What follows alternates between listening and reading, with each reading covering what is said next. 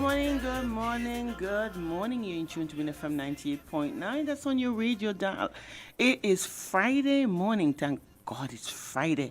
It's the weekend again. I mean, these Fridays are coming fast and furious. But what can we do? We have to be grateful when we look at the situation that the world is facing. Then we should say, thank God we're blessed and not that it's Friday, because Friday for some people, they don't even know whether it's Monday, Tuesday, Wednesday, Thursday, or Friday. We are very fortunate in St. Kitts and Nevis. And it's one of the things that I want to make sure that I always say, because I don't think we understand how fortunate we are.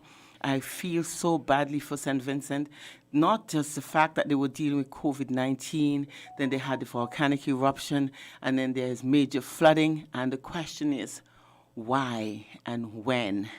Why them? Or would it be us? Would we ever had that chance like or time like St. Vincent? We don't know. Nature is very, very strange. We can't predict, but we can definitely prepare. We know what COVID-19 is doing, and if we are not preparing for that, then when we look at the situation in India, then it's definitely for us to start to look or take a second look and think twice about the situations that we are facing now. We have different variants, different strains. It's COVID-19, it's COVID, it's all sort of thing. Then we look at Anguilla, who's having issues. The whole world is looking at lockdown again. England still having their issues. And then how are we not to be grateful that our government is still able to pay salaries? I think that is one of the things and the reasons why we are backing, because, we are not doing what we're supposed to do, because we know that our economy, we think that our economy is still strong, because we are not feeling the effects of it. I think, thank God for good governance and people, the Prime Minister and his cabinet, they are working overtime so that we can be in the position that we're in. And all we have to do is do what they ask, follow the protocols. It's not just about hand sanitizing and masking up and social distancing. It's not about looking at vaccinations and see where you're at and how we can come to that herd immunity. Everybody's thinking about the economy, about partying and not the economy. We can only party when the country has money, because that's the whole thing. It's about a healthy nation. It's a wealthy nation. I know that from since I was growing up. One of the things that we always say, a healthy nation is a wealthy nation. So let's do what we're supposed to and make sure that we can reach to that point. It's a simple thing that you have to. Your contribution is minimal, and that's all we ask of you to do. We must say congratulations to those of you and all of us who would have, followed protocols. Those of us who are not doing so, can we start looking and see the seriousness of it and start doing what we're supposed to do? My name is Sandra, Queeley, and it's blessed Friday for me. It's Feel Good Friday. Friday I feel so good. I don't know why, but it's always a good feeling to be here with you, one of them. And the other one is just to be alive and not being plagued with all of those problems that the world is facing right now. It feels so good to wake up at mornings and can breathe fresh air. And then you stop to think, wow, am I being selfish? Because there's so many other people who can't even breathe fresh air. It's just so much that we have to be grateful for. And that's this morning, that's why I have with me a person of great interest, information we can get, that is being looking around. We look at the trivial things that people find themselves and get themselves caught up in, and you wonder, do they really care? Good morning, Honorable Minister Eugene Hamilton. Welcome to Your Views. Good morning. Thank you for having me this morning. I am always pleased to be here. This is probably the second or third time. Yeah. Probably. Yeah. But hopefully in this hour we'll cover some ground. I want to cover with you a couple of grounds, but first let me at least say to my audience, your audience, our audience, a very good morning to all of you. And I want to begin by saying, listen, we all share the anxiety that the Vincentians are undergoing in St. Vincent and the Grenadines at this time, and even if they're not in St. Vincent and the Grenadines, they're still going through that anxiety, and we of the Caribbean in particular are also sharing that anxiety with them. We trust that things will settle down and that they will get back to normal, and that may not be easy, but they have to work hard at it. I know that the Vincentians are resilient people, and I believe that they will recover very quickly. I also want to take the opportunity, Sandra, to invite the public on Monday. On the 3rd of May, We will have our usual breakfast at PAM, and of course, we'll be having a lunch during the day. While we are still observing many of the COVID protocols, persons can at least mingle, but we also have the opportunity for them to take away, and trust that we'll have a great day on the 3rd of May, which is one of the usual things that happens at PAM headquarters. Last year we were not able to do that, as you know, we had COVID, but we do have some limited opportunity to be able to interact. Again, that is due to the fact that our health team and, by extension, the government they have provided great advice that we have adhered to, and as a result, we can, let's not boast, but we can say that we have been able to have some measure of control over the safety of our people, the restriction of the spreading of the COVID virus in our country. And we trust that it stays that way. And you're right, you said something earlier about people wanting to have party and fun. And I can tell you, those are some of the avenues, that can encourage is not the correct word, that can assist in helping to spread diseases such as COVID-19.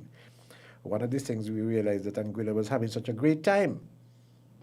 In fact, I will say they were ahead of us in terms of the way they were controlling that disease until, of course, some fast boat, some speedboat took people from St. Martin over to Anguilla for some surreptitious purposes. The same can happen here because our borders are porous. And I trust that people who have speedboats do not go across to St. Martin and neighboring islands and bring people into this country illegally and spread that disease in our country. And so, having said those things, I want to also cover, of course, what has happened to me recently as the representative of constituency number 8, and hopefully we'll get to some matters to do with my ministry. All right. So, do you want me to proceed? Or do you? It's always a pleasure to have you on Your Views. Your Views is a program that is aired on FM every Friday morning at 10 o'clock.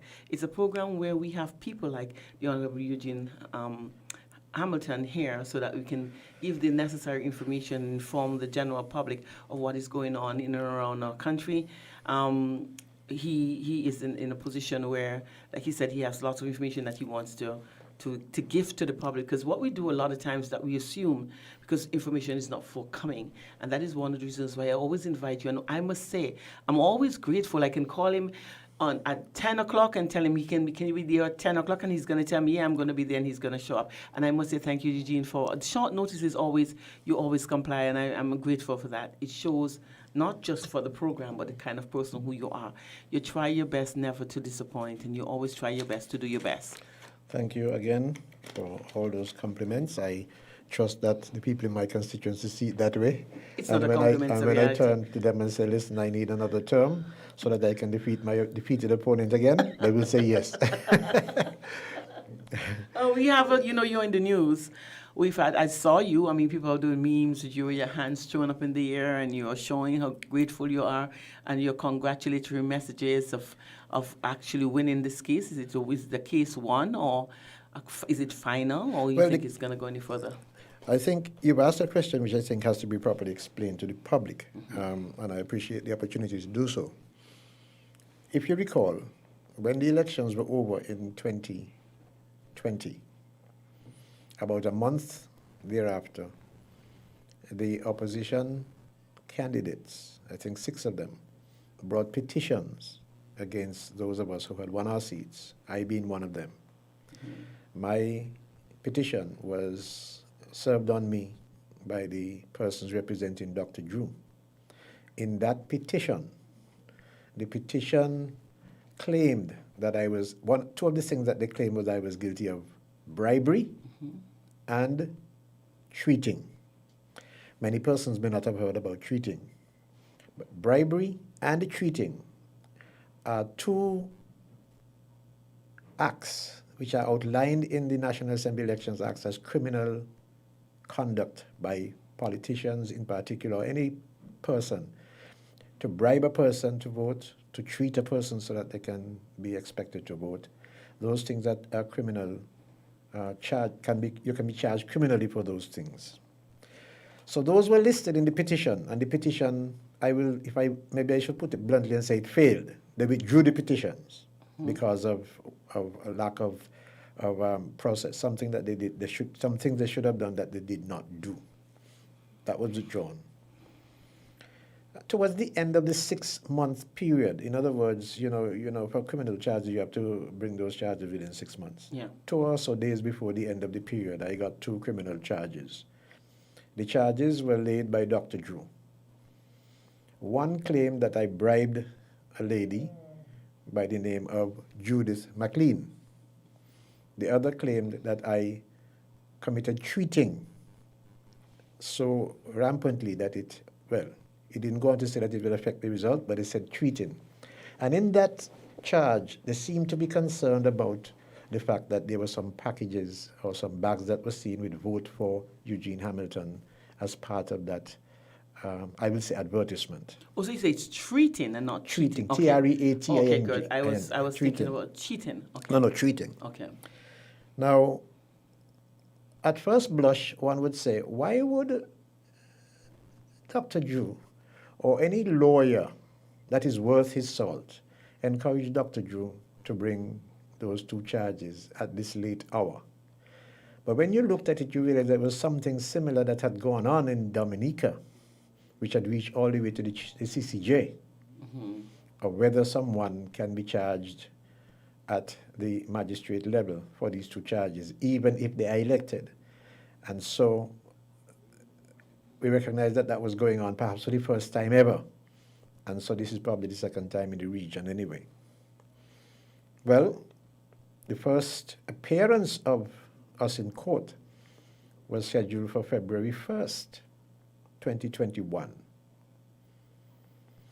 I should go back a bit and say, you heard me use the words, "vote for Hamilton." Perhaps Dr. Drew and his lawyer does not know that those very words are protected in the National Assembly Elections Act. Those are words that you can have up anywhere on election day, around anywhere. Those are not prohibited. What is prohibited is things like what you still see up with pictures and so on of Dr. Drew. Those should have been down on election day. Yeah. But the words "vote for" and the candidate are protected. You can have those up anywhere on election day without being charged anything. But those words seem to have bothered them in some way. Perhaps they're not aware that the Act protects anyone for using those words. But fast forward to February 1st, we went to court, and counsel for Dr. Drew, Delano Barth himself, sought to get Magistrate Eddie to recuse himself. In other words, you can't try the case. You can't try the case, Eddie, because somebody saw your PAM, because somebody saw you somewhere, because you vote in the constituency. In other words, they were attempting to show that Eddie could be biased. Okay. I don't buy it, but they didn't make a very good case of it. But Eddie himself went away and did some research and found that he himself had held papers for me in 2004 when my lawyers were overseas, and that he had acted as part of the counsel for the team for Glenroy Blanchett. Yeah. And on that ground, he said, you know what? I'm going to recuse recuse myself. And he did. So the matters came before Ronald Benjamin, the chief magistrate. And when we met before Benjamin, the director of public prosecutions came to the court and intervened. He intervened because he said, although these charges were brought all the way in November, nothing had come to his office. He had not been aware, and he thinks that the charges are sufficiently grave to warrant the attention of his office. I think the whole country, if we are honest with ourselves, would agree with that, because these are grave charges. Criminal charges, they are. So he intervened. It seemed that that troubled Delano Barth. He almost resisted, although he knew that the director of public prosecutions is the person under the Constitution, and the Constitution gives him that power, that authority, that right which no one can deny. He could intervene in any criminal matter. That is his right under the Constitution, not any subsidiary legislation, but the Constitution itself. So he intervened and said, listen, it is sufficiently grave, and I will prosecute these matters.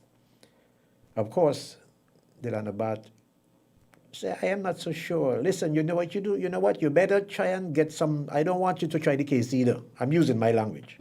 I don't want you to try this case. Get some private, independent person to try this case. He's going to tell the director of public prosecutions how to do his job And now. he's the lawyer for the defense. And he's the lawyer for the defense. Just use that term, lawyer for the defense, instead of using his. But he's the lawyer for the lawyer for the claimant. The claimant, sorry, Lawyer for the claimant, actually. sorry, yeah. Then use the name you mean? Yeah, don't use All the right, name. no problem. I appreciate. Yeah. Oh, fine, I appreciate that. So he said, listen, I am not sure. The director of public prosecution said, listen, you know what? I need to have disclosure. In other words, let me see the evidence that you have. Who are your witnesses? What did they say? Well, of course, again, counsel for the claimant was objecting in a way, but eventually the court gave an order requiring them to provide the witness statements, which they did eventually. And those witness statements I have with me. One of those witness statements, the witness statement for bribery, came from Judith McLean. The other witness statement for cheating came from Dr. Drew himself. In other words, he was the claimant and the witness in that case, right? So eventually, the DPP indicated in court that having heard what counsel for the claimant had said, he sought independent advice. He sought the advice of Dr. Henry Brown. He sought the advice of DPP Oris Sullivan from Montserrat, and he has had their opinion. And while he's not relying on their opinion, he had come to his own conclusion that there are two tests which will give fuel, if you will, and I'm using my language, to the prosecution of a criminal matter. One is the evidentiary test.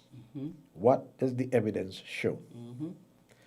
And if the evidence does show that there is sufficient for a prosecution to be pursued, then the second test is the public interest test. And if the public interest test can be satisfied, then prosecution will proceed. He then went, well, it was on Monday that we came back to court after one or two attempts to come back to court and things happening. And he said to the court that he had found that the first test, the evidentiary test, was not insufficient. Was not upheld, could not stand up. Yeah. And that as a result, he did not have to go to the second test.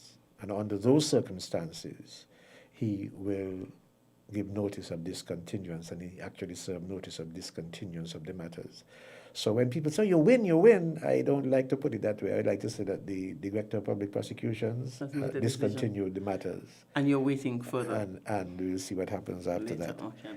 But my own view is that I think it is clear to me that when the Director of Public Prosecutions asked for evidence, they did not have any, because the evidence of his witness is dated the 5th of February, and it seems to me as if this was long after the case was already before the magistrate. That's what I'm asking, 5th of February? 5th of February. And I thought you'd have that information before you proceed. I thought so too. Okay. And the second one, he himself has given a witness statement. He's really not given any evidence. What he said is that he saw some things on Facebook. He's speaking to what he saw on Facebook. Facebook had some advertisements which we had put in, which was saying what we would do. He seemed to be referring to what we would do rather than what we had done. And so I believe, I don't know I can't speak for the DPP. I have never actually perhaps I've said a good morning to him once or twice, maybe once for that matter.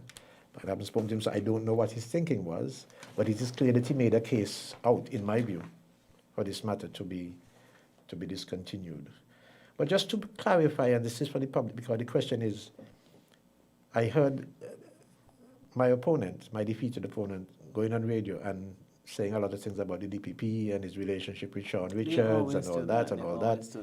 Listen, But it's not Sean Richards who look was at that there. invoice. Look at that invoice. What is the date on it? If you could see the date on that, that is when these matters to do with what they call bribery had been delivered to Miss McLean. That's the 18th of the 18th of the 12th month. December the 18th, Yeah, 2019, right? mhm. But in her statement, she's talking about everything what happened in 2020. In January, this happened with Rogers. 2 months later, Hamilton come to her place, so that should be March. And it goes on to talk about what happens and if I was doing all this in 2020, how did she get the material she's talking about in 2019? Right? So I'm not sure that they really had taken the time to look at what was being presented to them to appreciate that the statement could not be true. The statement can't stand up in any court of law. Well, the government had and it's a government program. Program, right? That's It's a government program. So this is related to the government program. Exactly. That's and you what see, it was. that's one of the issues that you have, because when you do, Yeah. you're damned, and if you don't, You're the damned. representative. Yeah, Do you and say, so- yeah. I'm not, listen, leave me alone, don't ask me anything? Yeah, but you see, that's Don't the say problem you anything to have. me. You give it to them, and they say that you're bribing them. You don't give it to them, and they say you're the representative who doesn't do any work. You can't win either way, You can't right? win either way. So it's one of those things. And then to the matter of tweeting, which he claimed, if you read his statement, he's all about what he saw on Facebook. As an advertisement, prior to anything happening, he said all this thing happened on Facebook. On social media? On social media. Now, he himself is on his webpage on Facebook with a number of bags of food and so on to distribute. And he goes as far as to say that they diverted campaign funds to do it. Mm-hmm. They diverted campaign funds to do that's so. part of a political campaign for him. So he's treating them. Well, no, he's not the representative. Why is he doing it? Okay. So that if he says I'm treating, what is he he's doing? not, he giving. He's I mean, he's So- helping. so- one is treating and one is So helping. if you think about it, Sandra, I mean, this is not a case of equity. But if it were a case of equity, the fundamental principle about clean hands comes No in. dirty tricks, I mean, but it's not a case of equity. Yeah, it is. But you think about it, his hands are so dirty with what he seemed to be wanting to charge me for. But using Facebook, not what I did, not what I actually did, but what I say we would do to try to get a criminal conviction. Now, do you know how serious that is? Jail, I could be go charged. Go to jail. I could go to jail. Yeah. I would be put away from being elections for a number of years. The Act, for example, the National Assembly Elections Act says 7 years. And there's something in the Constitution which speaks to if Parliament provides up to 5 years. There's a conflict there. But I suppose the question is if Parliament provides. Yeah. So I'm not sure that they had thought through this case properly, to be honest with you. And maybe now that it is over, and maybe because I'm coming on the radio as a response to it now that you invited me here, and things like this, they will begin to think, wait a minute, let me go and look and see what this guy is saying. And they will recognize now that they made fundamental errors in bringing this matter to the magistrate court as criminal charges. But because even if the Director of Public Prosecutions Would have allowed had not discontinued the matters, how can they go to court with what I just pointed out to you and expect to win these matters in any court of law? Except, of course, they're trying their own case. But the program that you offered, the material that you offered was based on a government program. Yes. You're the representative for constituency number 8. Yes. So if even then you give, because you're going to go on and you're going to campaign, you give Right. further stuff in 2019, and 2020 you go back and you solicit, because they've been doing it. It means I mustn't say anything to No, to that's them after. canvassing, but they do it. And this is the hypocrisy that I can't deal with politicians, because it's just not, I mean, this is so unnecessary. Yeah. Because you are doing not the same thing. I'm because you doing didn't- what people elected me to do. Exactly. People elect you to be the representative. And in our culture, in our country, it is culturally accepted. As a matter of fact, I think that was actually developed more strongly under the previous administration, where people, look to your representative for almost everything. And Sometimes it's more burdensome than you think, Yeah, because your it's everything. electricity bill to There are pay. things that people can do for themselves, but they still come to you. Yeah, What do you because- say? No, I can't do it for you. Then they say you're not a good representative. So people, Listen, Sandra, what was going on in the country? COVID struck this country, the world. We were shut down practically in March. The country was shut down practically for the whole year. 9,000 people who were previously working had become unemployed. That is the data from the social, and I believe numbers might be more, but from the Social Security data, over 9,000 people became unemployed. No income, no way of how they could get any, to purchase what they need, because some of the places had to be closed down and all that. People were out of work, and people were literally, some persons, hungry. Any help you can get to help someone, many people would welcome it. My Bible tells me, Sandra, that if anyone has the world's goods and sees his brother in need, he must show compassion on his brother. If not, how does God's love abide in him? It's true. 1 John 3 and verse 17. And it goes on in verse 18 to say, you must not do it just in word, but do it in deed. So in a crisis where people are in a pandemic and shut down and needy, even when the government has instituted a program which required Social Security, for which I have now become the minister, to provide $1,000 a month for 4 months of the year during 2020. In that situation where people are starving and needed help, what this attempt by Dr. Drew to take me to court for what he called treating is to say, I should not help. Or when people call and come to my door and crying and I must not help.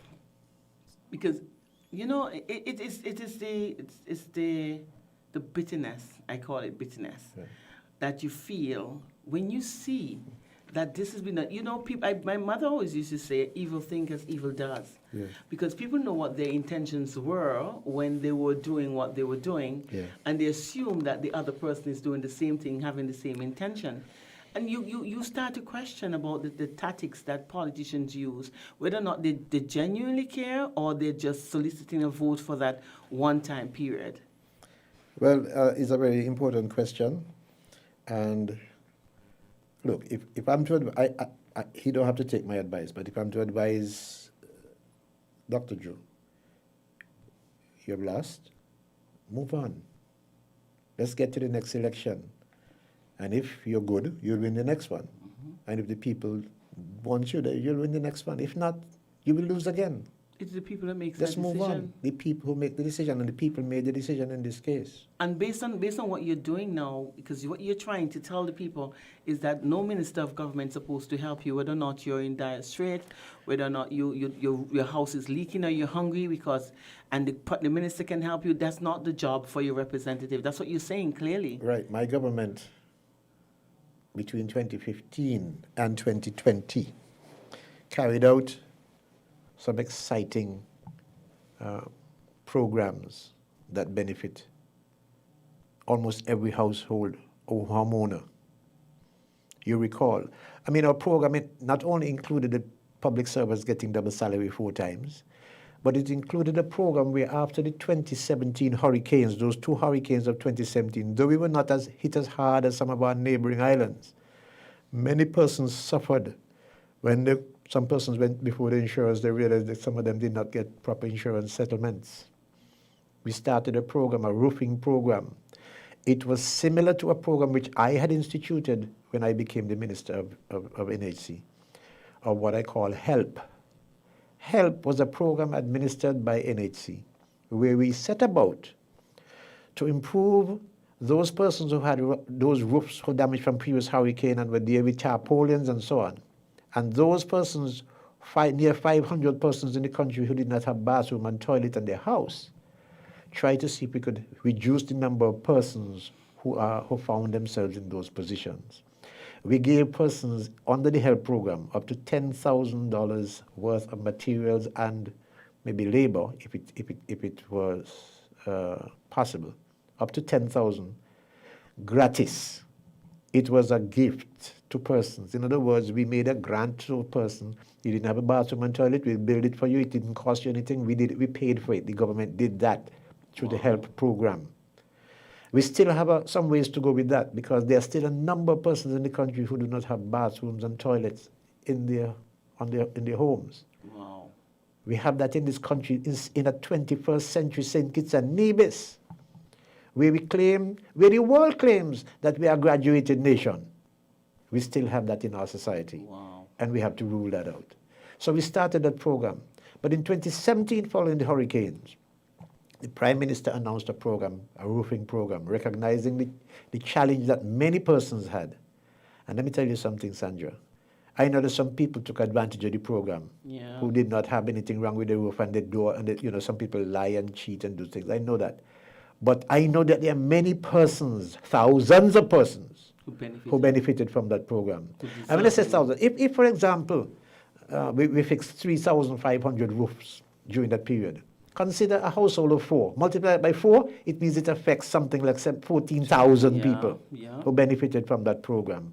That's what happened under that program. And it is from that program that the same lady, in 2018. Said you were cheating her? Look at that. See, look at this receipt. In 2018, she got $18,000 worth of materials from the same program. Wow.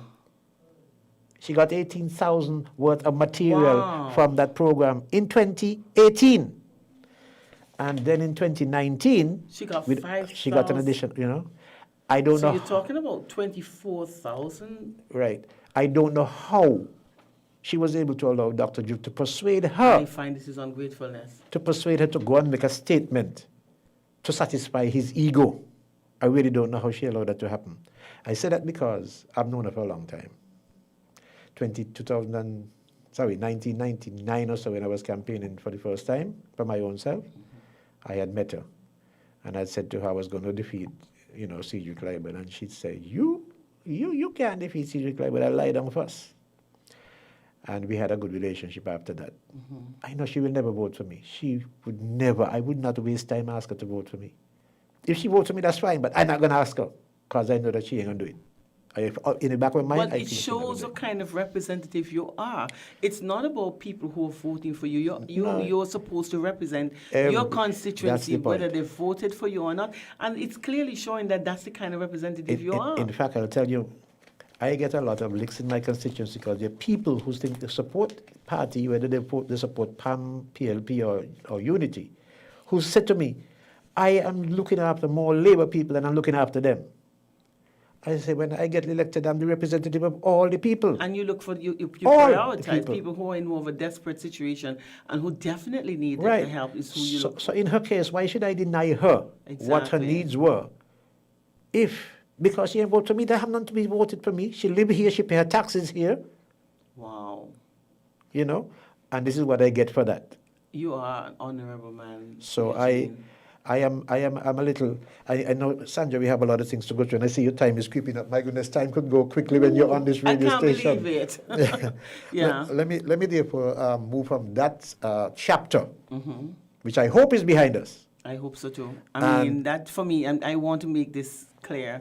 If it's that what representation is all about, if you're going to help, and because of you helping, it's going to come to a criminal case and you behind bars, then I hope the rest of constituency number 8 understand the person who they have as a representative, and definitely you should be running for the next term. Yeah, you don't worry. He won't. He's not going to win anything ever. He will always be where he's at.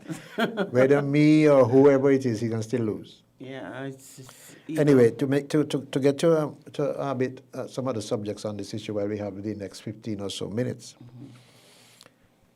The government has assisted with a program, a stimulus program, which was totaling somewhere around $120 million. I won't go into all of the details now. But you know that part of that program included the payment of $1,000 per month to persons who had been contributing to Social Security and whose livelihoods were affected and so they could make no contributions anymore. And so for the months of April, May, and June, we paid out $1,000, up to $1,000 actually, to persons who were so affected. And in September, when we recognized that persons were still hurting, we paid another month, totaling from Social Security, from the funds of Social Security, the funds administered by Social Security, 22 point something million dollars. So we pumped 22 point something million dollars into the economy. And I need to speak about that a bit more because I've heard many comments on radio station and whatnot about whether, so the government should do this or do that. Can you imagine if this economy was not supported by the $22 million, what would have happened to some people in this country? Think about it. I can't imagine. I mean, we see, although they have been given that money, we still see what is happening to some people in this country. Yeah. So I definitely would not be able to imagine if it wasn't given at all. If the propensity to consume is 90%, you're talking about people spending that money in the economy, and those who receive it spending it again. Let's do that by how many times? 11 times? It's a significant investment in the country by the Social Security. And let's face it, and I need to tell the country this because we're not hiding anything. The Social Security was responsible for what we call the Provident Fund. Yep. The Provident Fund contributors have received their money back since the 1980s. After the government changed and the People's Action Movement came to power. The fund of the Provident Fund has two components. One is the contributions that were made by the person that earned itself some interest. And there's also a reserve that is created, that is built up over time. The reserves of that fund associated with that fund was something like $27 million. Wow.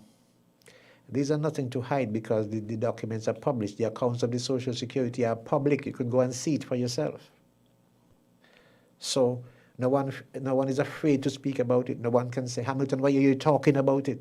It's a public document. Yeah.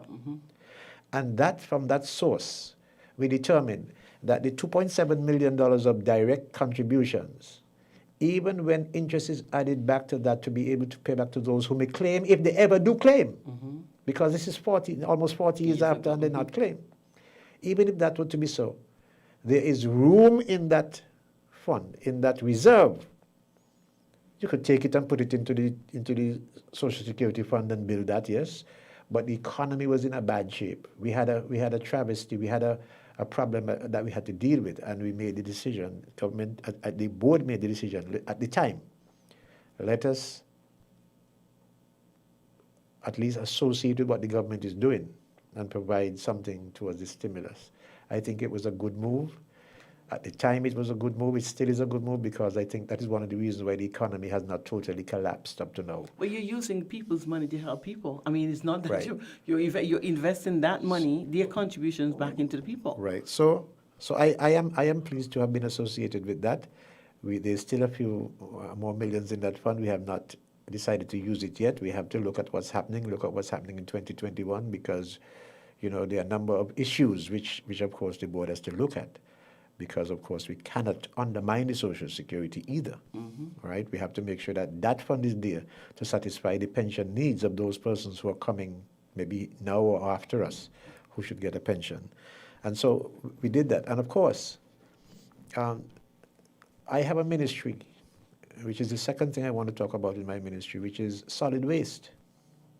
In the last 5 years, solid waste has done such a fantabulous job. Fantabulous indeed. I mean, can you imagine that for the first time ever, we have been able to bail out of this country over 11 million pounds of scrap metal. Wow. Old cars, old fridge. We set about with an organization to take up, and we have a lot more to do. Yep. Removing scrap metal from around the country, where there were some of them breeding mosquitoes and what have you. Rodents. Those that can carry all of those diseases, dengue, chikungunya and what have you. We have been removing those scrap metal. and we have removed over 11 million pounds so far. Wow. Out of the country, bailed it out and sent it off to Florida. We have not, we with solid waste, we get our income from when people travel. When the flight comes, solid waste gets something. When the people buy a ticket and go away, solid waste gets something. That is how we make the money to be able to carry out those services, to go on and pick up your garbage every day for which you're not paying. Wow. The year before COVID, let me tell you what the head is. It is environmental levy. Yeah, I know. It's on every ticket, no matter where you buy your ticket, whether you buy it online or where it is there, it is part of the charge of your ticket. You pay environmental levy. You come into the country, you have to pay, I think it's US $3 or so, $8.10 by flight, and probably at $150 US by the boat.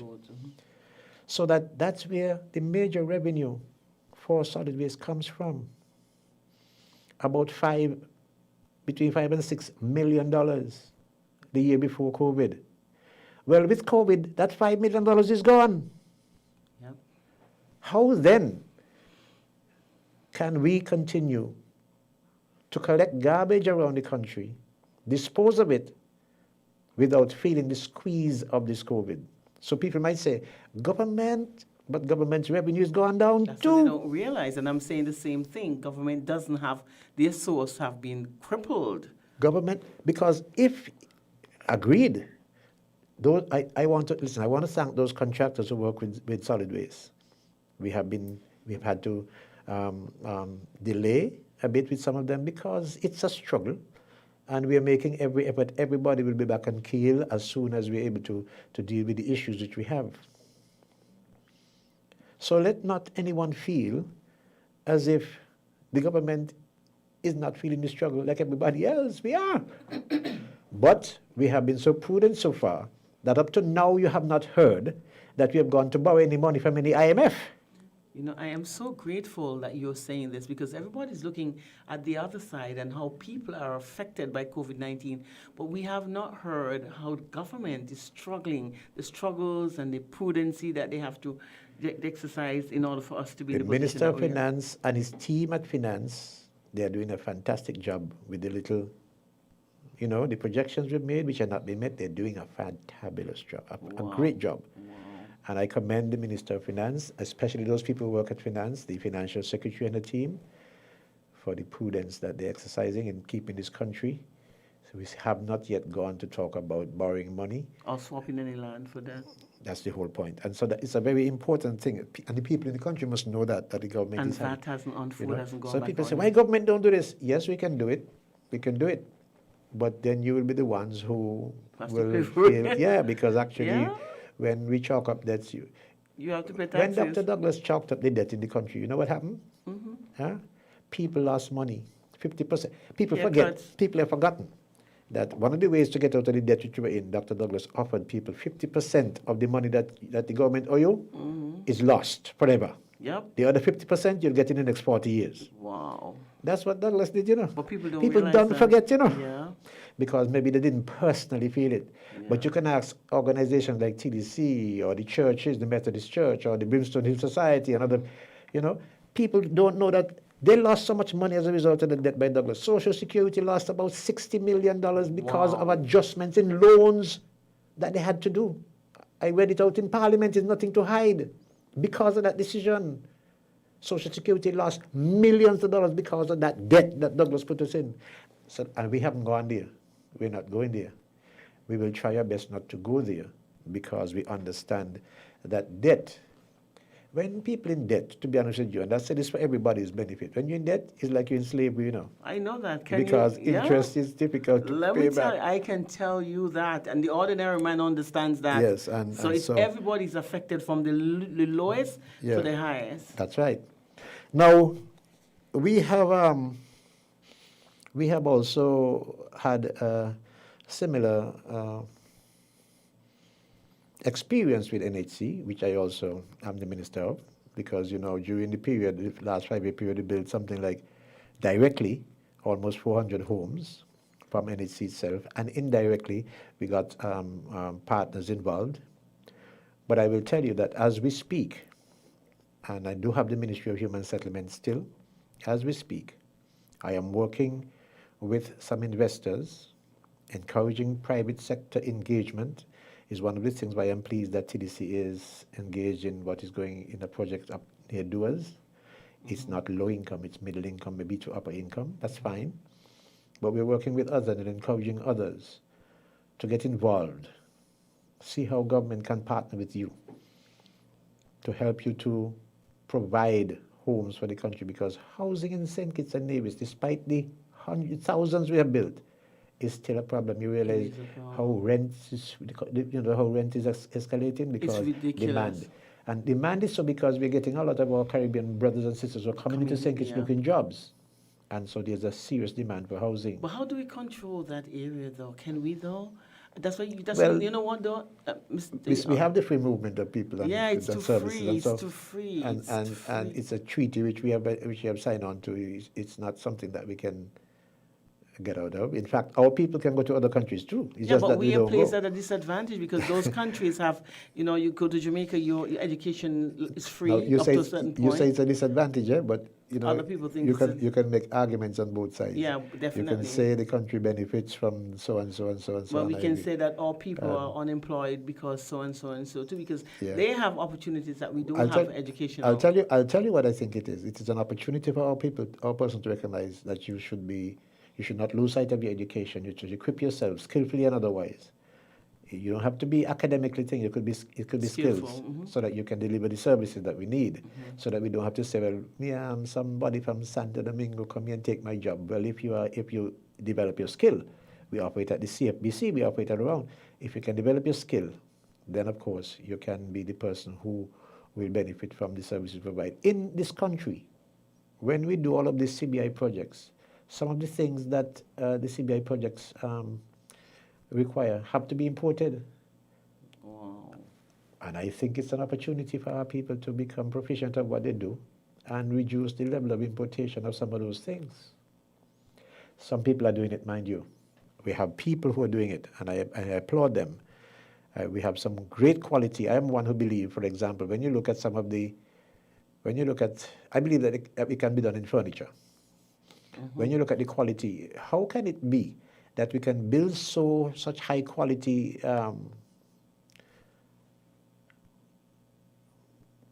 the boxes, what you call it again, the grave, the coffin? The coffins, such high quality coffins.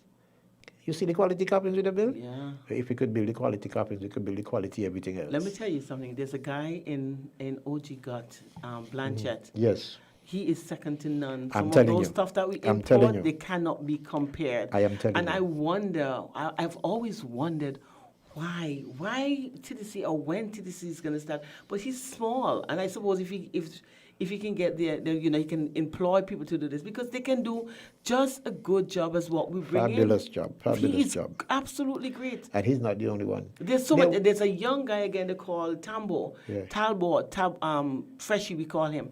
He's absolutely good. Walters. Yeah. They have quite a few of them. Listen, when we built our first NHC houses in Keon, when you walked into those houses and saw the quality of the cupboards, they are like anywhere else in the country where you have upmarket housing. But you import those stuff that you import in there, And they were built by they're local. better they are better. I can tell you that. Yeah, they're built by local people. Yeah, and I look at that kind of skill that we have here that we have not really exploited. It's just sitting there doing absolutely nothing. Yep. So at NHC today, well, I should say at the Ministry of Human Settlement, because we're looking at the broader development of the housing stock in the country, not through the eyes of NHC alone, but through the eyes of the engagement of the private sector.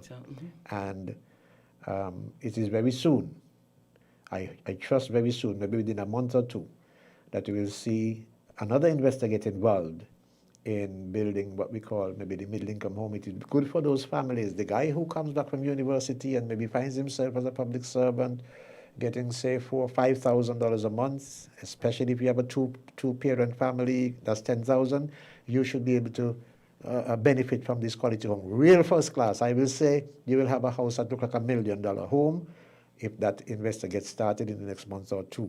I have 4 areas designated. I have some for Keon, I have some for Tabernacle, I have some for Sandy Point, and some for down in constituency number 4, and we're going to continue to grow on that. I also have a young lady, man, she's fantabulous. She's fabulous. A young lady who was trained in England. She's not only an architect, she's an interior designer, and she has come up with what I will term the first green house, conservational type home. And when you see that, we wanted to start with something, a project where with their lands available for say, Social Security. I trust that she succeeds with what she's doing, and she can get that. When you see those homes, it will catch the eye of a number of people. So we're not just looking at the low income alone. We're looking at how the middle income market is satisfied, and while government will not be putting its money in it, government will satisfy, will help to provide the services, the support, and so that they can find the financing, they can get the wherewithal to be able to build those structures to satisfy the middle income. So those of you who feel a bit frustrated, and I know a lot of you apply for these low-income homes, you don't have to apply for the low-income home because that's all you see. You're now going to get the middle-income homes as well. Yeah, my son has the same idea.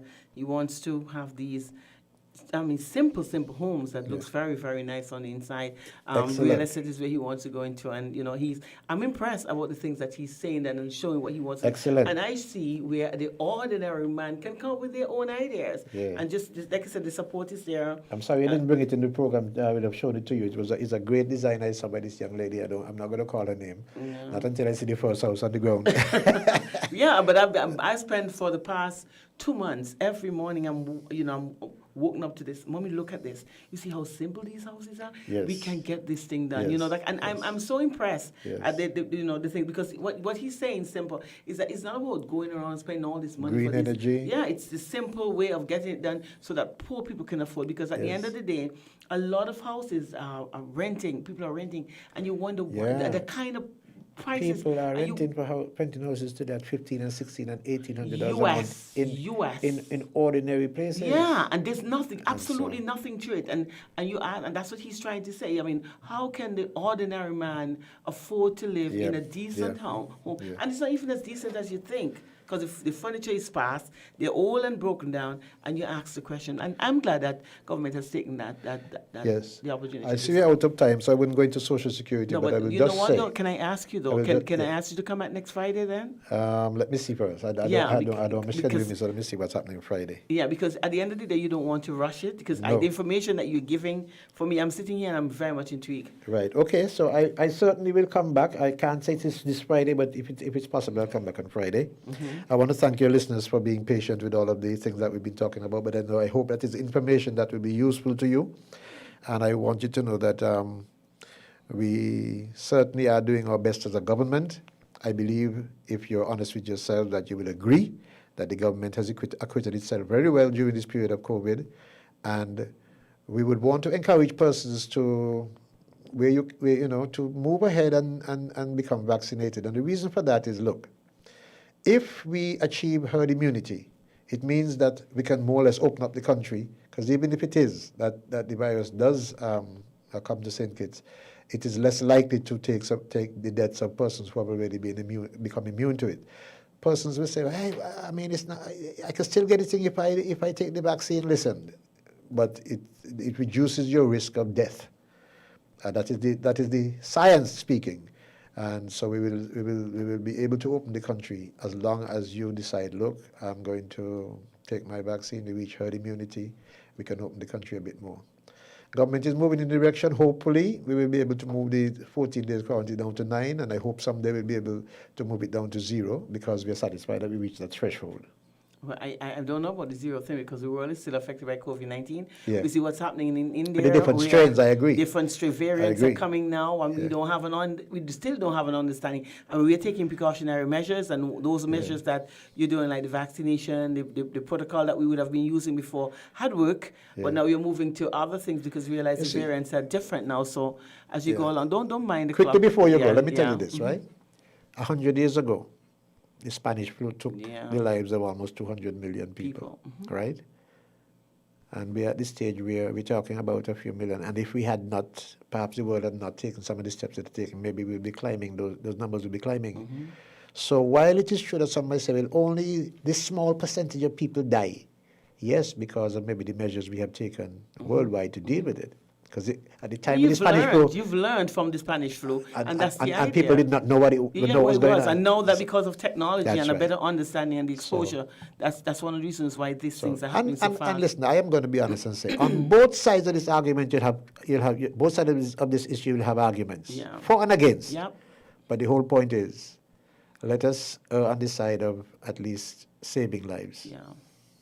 At least we would have tried. Yeah. And then, because better sit down and saying that, we would have tried and it didn't work, than sitting down and saying, if I had done that, we could have done otherwise. And So I am taking my shot already. I'm going to take the second one in a few days. And I trust that by that time, I will be so immune, at least for the several months which are important, while we try and open up the country. Well, and everybody's looking forward to having the country open up. And but that can only happen if we do what we're supposed to do. And it's not just about opening up the country, but you still have to exercise caution. Because when you look at Anguilla, when you look at in India, people started to have, although they were inoculated, people started to have these big gatherings, thinking because of the fact that you've taken. But now look at what is happening. You can't even find areas to cremate your dead. So we still have to be cautious because the virus, we're proceeding with caution because we don't know what the virus is doing. And so you try your best to do everything that you possibly can to minimize the effect of COVID-19 in anyone's country. So it's about doing what we're supposed to do. I think at the beginning of the program I said that the numbers show that over 4,000 persons who were previously employed before COVID are still unemployed. Yes. And so it is important that we get to the point where persons can become employed once again. Because government can definitely take on this responsibility for much longer because you are doing well, but I'm saying Superman to your rescue. Sandra, thank you for having me. I hope that your listeners have been well educated from what we discussed. And if you have questions, I don't have a problem. My number is still 6623347. I don't hide it from people. And if you don't get an answer right away, I certainly respond to you sometime. I can attest to that. It is a fact. And I definitely will want to have you back next week. I'll do my best. It's a follow-up because you didn't touch on areas that people want information that they want to have. And so it was a pleasure having you. It's always a pleasure having you. I sit here and listening with all that, it's the information that comes forward because you don't know, and you ask yourself, is this really happening? But the facts are there to prove that this is so. Yeah. And for those of you who have been in tune, we want to thank you for tuning in to Win FM 98.9. And to your view, it's a program, like I said, that we give information, and we try to satisfy all the questions that you have. Every time we realize that there's a problem, we bring people in who can highlight you, could inform you. The people who have the information, those are the ones that we bring in so that they can inform you and that you can make a better judgment and you can start to see things differently to different lens instead of just looking at things based on information that you have. It's Friday. Thank God it's Friday. Yeah. It's a day that we start looking forward to party. I think it has that. Kitty have that. Right now it's the partying thing. Whatever you could do to get us to party, that's all we care about. But we still say there are protocols that you have to adhere to. Yes. And if you really, really want to party, then you do. Don't hesitate. Vaccinate. But remember, in everything that you do, don't forget to wear your mask, hand sanitize, and social distancing is a must. That is one of the ways, or many ways, some of the ways in which the virus can spread. And we can see now, I don't think we want to reinvent the wheel or we want to learn from our own mistakes. The world information is out there. We see how countries are suffering. India have over 3-point-something billion people. And if they're losing 200,000 people, over 300,000 people per day. Could you imagine what it would do for us, a small country like St. Kitts and Nevis? In a few seconds, we would all be not here. I think that's one of the situations that we have to look at. It's not about just going out there. COVID-19 is a reality.